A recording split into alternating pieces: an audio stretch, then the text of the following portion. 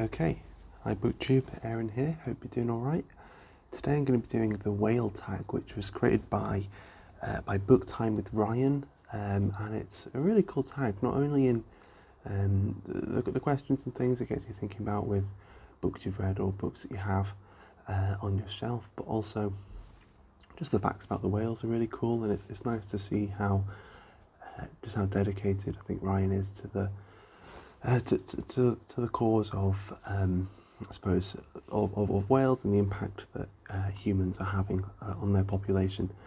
So that was, it's a really cool little tag, and I'm glad I finally got around to it, because I was tagged in this by Sandy from Misreads a Lot, what feels like ages ago. I can't remember how long ago it was, and I've been meaning to do it for quite a while, but I just haven't got to it, so I'm rectifying that and doing it today. So let's get into it. So the first prompt is it's a blue whale. The blue whale is the largest, heaviest animal on Earth ever. Oh, my questions are getting blown away. The blue whale is the largest, heaviest animal on Earth ever. What's the longest book you have read or want to read? Or what's the heaviest subject you've read about? So I thought I'd go with the longest that I've read, and to date I believe that would be War and Peace by Leo Tolstoy. It's about 1,300 pages.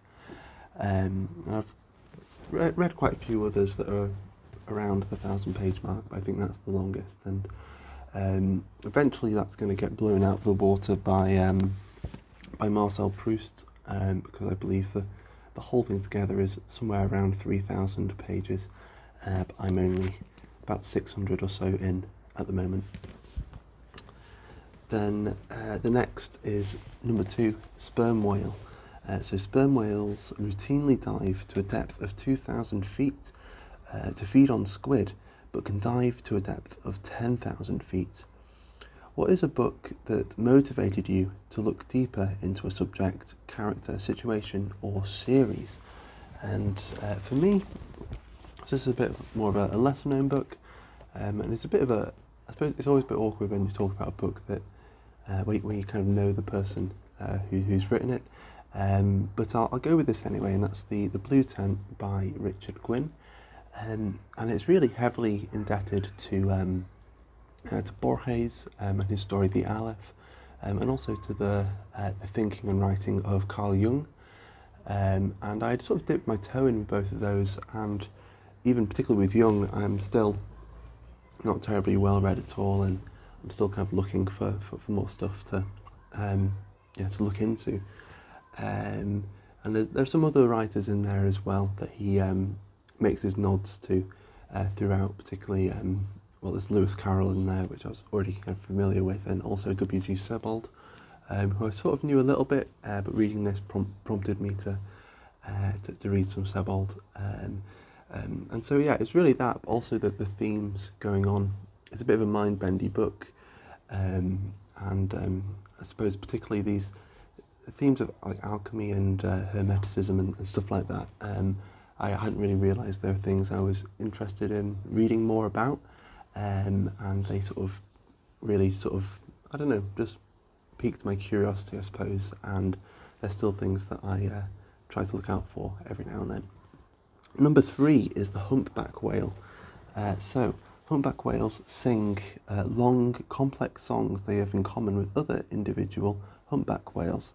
These songs can change uniformly for entire groups of whales. What is a book that has changed meaning for you over the years, and why did it change? So this is one that is not necessarily what the book had to say that has changed, but it's just that I suppose my relationship to it, and in that sense what the book means for me, that's kind of changed a little bit. And for that I'm going to talk about Lord of the Rings by J.R.R. Tolkien, and I read this for the first time when I was about 10 years old, and I just read them for what felt for me at the time, being a 10-year-old, quite quickly, and I was hungry to get from page to page, and I really loved it. But in a way it sort of spoiled my reading for me. I was trying to read other suppose fantasy books written around the time I was a 10-year-old that were aimed at kids, or sort of middle grade books, I suppose, and things like that. And also just general middle grade books, and kids books and teen fiction and stuff. And none of it really grabbed me. I don't know whether it was the style or whether it's just the particular books that I was picking up. There were a couple of odd books that I thought was okay, but I didn't really read that much. And I think part of that was reading Tolkien when I was 10, and it sort of spoilt a lot of other great stuff for me. But then, as I was starting to read more in my sort of later teens, and kind of finding my niche, it kind of went the other way. It's like, well, is all this other reading going to ruin Tolkien for me? You know, if I ever go back to Tolkien. And I got back to Tolkien earlier this year, and I found that it hadn't actually ruined my appreciation, and in a way it actually helped me appreciate Tolkien more, and I came to these books, it's like coming back to old friends.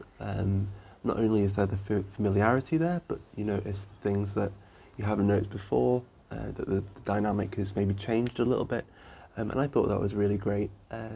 And so I suppose my relationship with Tolkien has maybe matured a little bit, and that's how the meaning has changed for me. But he's no longer someone who spoilt reading for me, and reading hasn't spoilt Tolkien for me, so I'm very happy about that. Okay, let's move on to the next one. I'll try not to rant too much. So number 4 is ORCA. Orcas, or killer whales, are incredibly smart social whales, or dolphins, because I think are they technically dolphins? I don't know.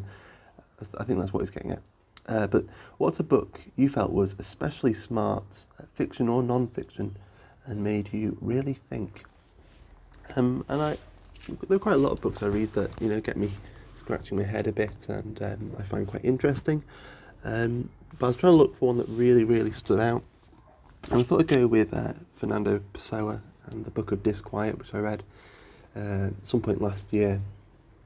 I couldn't really summarise it really without having read it a few more times, but I think it impresses me much more when a writer is kind of not too self-conscious, and the impression you get in the Book of Disquiet is that Pessoa is sort of somewhere between consciousness and unconsciousness. There's this kind of weird liminal quality to it, and I don't think that's accidental. I think he was really doing that on purpose, but it feels quite seamless and quite like the author isn't trying to be too self-conscious. So I really like that, and the insights into, I suppose, the meaning of life, and whether it's okay to daydream and just kind of plod on with life, even if it is uninspiring, it got me scratching my head, and I'm not sure if I particularly agree with him on a point-by-point basis, but I really appreciate that book, and it really got me thinking, and got me daydreaming as well, so that was really cool. Number 5 is beluga, which is one of my favourite words in any language. Belugas are nicknamed the canaries of the sea because of the sounds they make. What's a book you wanted to talk to others about after reading it? I sort of started this booktube channel partly because, particularly in lockdown, my wife was working shifts and she'd just come home and I'd just start talking about whatever I've been reading. And so I thought I'd try to vent that a little bit. And ironically, this is one where I was talking to her all the time while I was reading it just earlier this year, which is Chekhov's plays. But I haven't got around to making a booktube video about it, so I should remedy that and maybe chat to you here on booktube about Chekhov's plays, because I really love them. Number 6, narwhal. Male narwhals, known as the unicorns of the seas, have 2 teeth, including one long spiralling tooth that can grow nearly 9 feet. What's a book you heard great things about before reading, only to discover it was less magical after reading it? For me, That would be The Hearing Trumpet by Leonora Carrington. It's been a while since I've brought this book up, but almost every time I bring it up, it's because I did have really high hopes for this, and I think it was because I had such high hopes for this book I didn't really enjoy it that much. There's still elements about it that I appreciated, but yeah, I didn't particularly love it. But I want to revisit it. Maybe I'll do a bit of a I don't know, a bit of a binge on Angela Carter and then revisit it around that time, and maybe I'll appreciate it a bit more. Number 7, the Bowhead whale. While it's evident that bowhead whales live well beyond 100 years of age, there's evidence they may live to be 200 years old. What is the oldest book in your collection, or what book has been in your collection the longest? I find it quite hard to find the oldest book in my collection, at least in terms of the physical book. I probably could have found the book that was written the first, the earliest book in that sense. But I thought I'd go with the one that's been in my collection the longest, and I believe it is probably this edition of The Hobbit by J.R.R. Tolkien. I'm not totally sure, but I got a few other contenders over here. So I was quite into history and mythology and stuff like that when I was a kid, and so I got quite a lot of sort of coffee table or story book style books on those sort of themes. So here's one of the coffee table books, and it's What the Romans Did for Us, so sort of linked to the TV show. I can't really remember when I got this, but yeah, it was one of these books I just loved flicking through, and yeah, it just really aroused my curiosity as a kid. More on the mythology side, this is a Kingfisher Treasury of myths and legends, and it's got myths and legends from all around the world. So it's a great little illustration there. Well, it's not little; it's quite big. But yeah, this is the kind of stuff that I would just devour and love. I just loved this when I was a kid. I still quite like it now. And also, it's been a while since I've showed this book. This is Dragonology, which I can remember buying when I was a kid. I can't remember whether it was before I was given The Hobbit or not. And it's sort of imagining the natural history of dragons. So all of those books have certainly been on my shelves for quite some time. Number 8, Atlantic grey whale. Atlantic grey whales were sadly wiped out by humans. Today, only Pacific grey whales remain. Save the whales. What's a book that's out of print or out of fashion that you'd love to make a comeback? I have no idea really. I tried to have a bit of a look around, but I couldn't really settle on one, sorry. But I'll go straight on to the bonus question here. So bonus, Moby Dick. Moby Dick was the great white sperm whale that Captain Ahab never caught. What is a book you want to own but haven't found or bought? What's stopping you from hooking that book?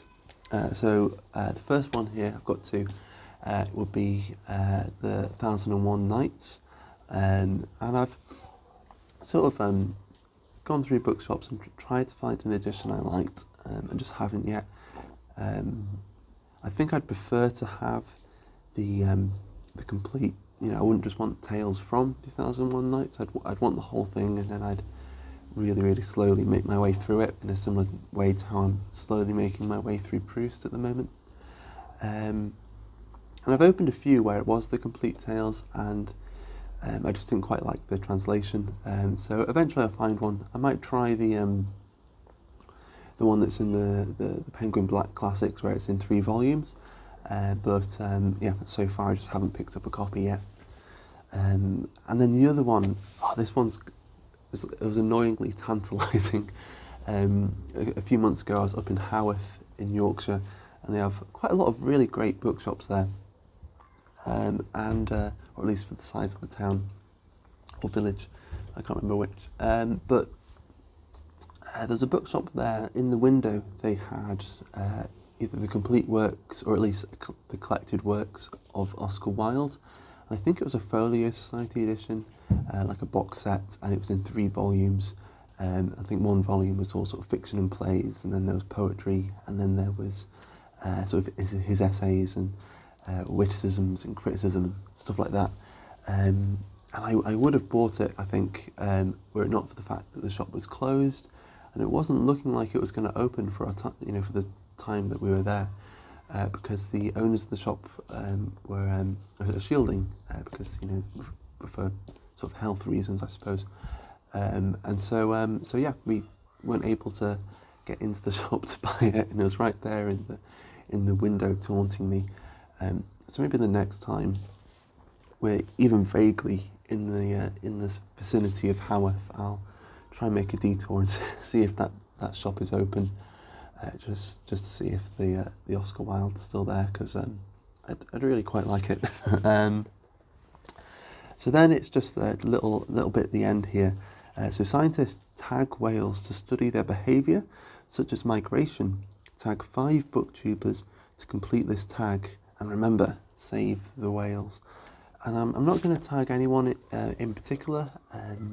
Quite a lot of people have been tagged, since with every single video 5 people have been tagged. But I'll do the usual cop out and just say, if you haven't done this yet and would like to, please consider yourself tagged. And maybe if you're like me, if you were tagged in this ages ago but haven't done it yet, maybe this can be a reminder to do this tag. But there we go, I'll leave this one here. Maybe I'll get around to doing a video about Chekhov while I've got this set up. But for now, thank you for watching, and I'll see you soon.